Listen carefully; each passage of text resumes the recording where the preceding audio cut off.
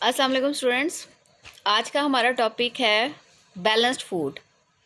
Balanced food को हम balance diet भी कहते हैं। और बैलेंस डाइट ऐसी ग़िज़ा है जिसमें तमाम न्यूट्रिएंट्स जो हमारी बॉडी को रिक्वायर्ड हैं for proper growth, proper maintenance, proper regulation of tissues, वो सारे पाए जाते हैं। तो इस टॉपिक में हम सबसे पहले देखेंगे कि व्हाट इज़ फूड, फूड होती क्या है, फिर हम न्यूट्रिएंट्स की डेफिनेशन देखेंगे और फिर एक बैलेंस फूड में कौन कौन से न्यूट्रिएंट्स होने चाहिए उनके बारे में देखेंगे हम। तो चलें शुरू करते हैं सबसे पहले फूड के साथ। फूड होती क्या है?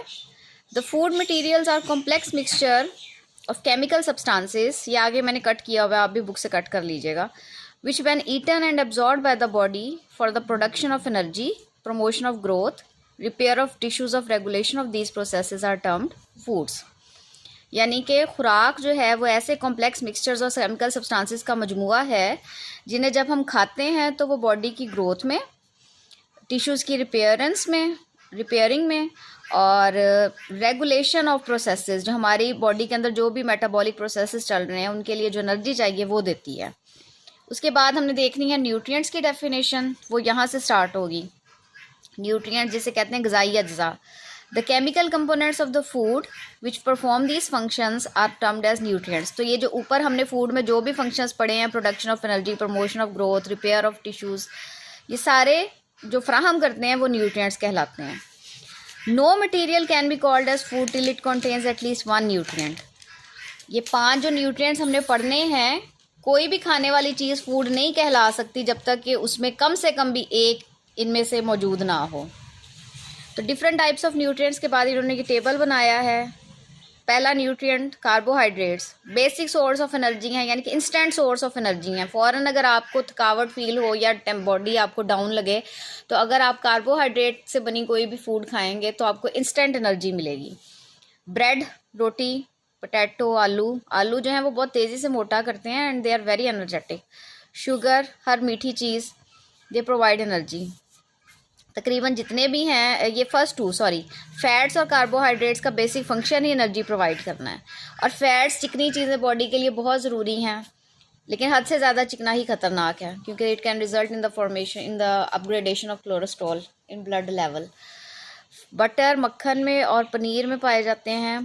प्रोटीन्स जो हैं वो गोश्त में, मछली में, अंडों में और दूध में पाए जाते हैं। और प्रोटीन का फंक्शन एनर्जी प्रोवाइड करना, एनर्जी तो मिलती है but it's major role is in helping in growth and repair. Protein जो है वो बॉडी में टिश्यू की रिपेयरिंग के लिए ज़रूरी है और ग्रोथ के लिए।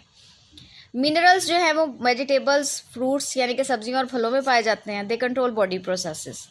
वाटर जो है, देखिए पानी के बगैर ज़िंदगी है ही नहीं है।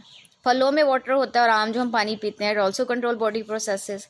वाइटामिन्स भी फ्रूट्स और वेजिटेबल्स में पाए जाते हैं, दे कंट्रोल बॉडी प्रोसेसेस। तो अब हम आगे डिटेल से बारी बारी हर न्यूट्रिएंट को पढ़ेंगे। कार्बोहाइड्रेट्स क्या हैं? These are organic compounds which contain carbon, hydrogen and oxygen. They provide about half of the required energy, thus maintain the temperature of the body. मैंने पहले ही बताया था कि कार्बोहाइड्रेट्स जो हैं वो ऐसे न्यूट्रिएंट्स हैं जो आपकी बॉडी को इंस्टेंट एनर्जी देते हैं। आप चाहे जितने मर्जी प्रोटीन ले लें, जितने मर्जी फैट ले लें, लेकिन जब तक आप प्रोटीन नहीं खाएंगे आपको वो तस्कीन नहीं मिल सकती। Typical examples include sugar, glucose and sucrose and the polysaccharide, starch and cellulose.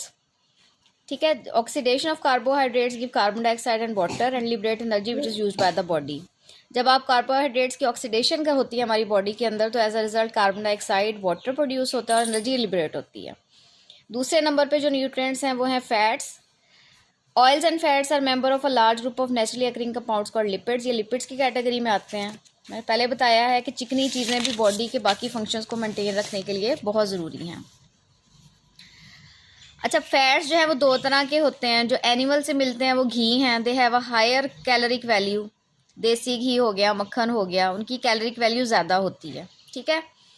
और वैसे भी fats they contain high calories. जो दूसरी तरफ प्लांट से हमें घी नहीं मिलेगा, प्लांट से हमें ऑयल की फॉर्म में मिलेगा। घी एक्चुअली सैचुरेटेड है और प्लांट्स के जो ऑयल हैं वो अनसैचुरेटेड है। ऑयल लिक्विड फॉर्म में होता है और जो घी होते हैं, एनिमल फैट्स, वो होते हैं सॉलिड फॉर्म में। कंजप्शन ऑफ सैचुरेटेड फैट्स यानी कि जो घी है raises the level of cholesterol and triglycerides in the blood. मैंने पहले बताया था कि चिकनी चीज़ें स्पेशली घी ज़्यादा खाएं तो आपकी बॉडी में, आपके खून में कोलेस्ट्रॉल की मिकदार बढ़ जाती है। तो it can result in the formation of एक वो जो जिसे कहते हैं कि खून नालियों में जो है वो चिकनाई के ढेले जम जाते हैं, तो which can result in heart attack. While the complete digestion of fatty foods produce glycerol and the mixture of long chain fatty acids. Carbohydrates के ऑक्सीडेशन से कार्बन डाइऑक्साइड और वाटर बनती है, जबकि फैट्स के डाइजेशन के दौरान ग्लिसरॉल और mixture of long chain fatty acids produce होता है. उसके बाद नेक्स्ट है प्रोटीन्स. बचपन से हम सुनते आए हैं कि दूध पिएं तो आप बढ़ेंगे, अंडे खाएं प्रोटीन वाले होते हैं. तो ये प्रोटीन एक्चुअली आपकी बॉडी को स्ट्रेंथ देता है. Protein are long chain organic compounds consisting of several different kind of amino acids. हम जानते हैं प्रोटीन अमाइनो एसिड से बने हैं. They are rich in nitrogen. They are mainly responsible for growth. When digested by animals, proteins are hydrolyzed to the animal acids in the digestive system. इस line को आप ना करें, ये लाइन अगर नहीं भी करते तो you can skip that. Therefore, degradation is brought about progressively by peptides. इसको भी रहने दें. अमाइनो एसिड से शुरू करें आप. Amino acids thus produced are absorbed into the blood stream and transported into the liver. Amino acid जब digest हो जाते हैं, प्रोटीन डाइजेस्ट हो जाते हैं, तो अमाइनो एसिड जो हैं वो लीवर को ट्रांसपोर्ट किए जाते हैं and various tissues in the body where they become involve in several processes. ठीक है, तो अगर आप इसको यहाँ तक भी कर लेंगे, यहाँ तक, तब भी ठीक है. उसके बाद है minerals. These are inorganic materials present in the food. देखिए, मिनरल का जो रिच सोर्स है वो वेजिटेबल्स एंड फ्रूट्स हैं.